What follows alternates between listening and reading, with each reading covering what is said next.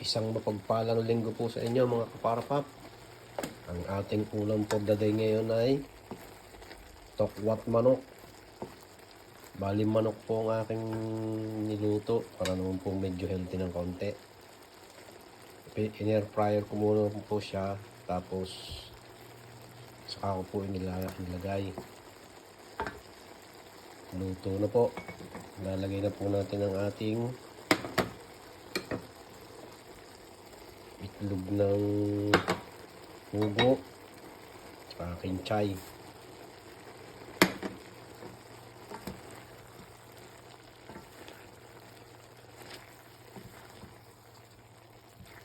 Ayan na po siya. Tokwat manok with quail egg.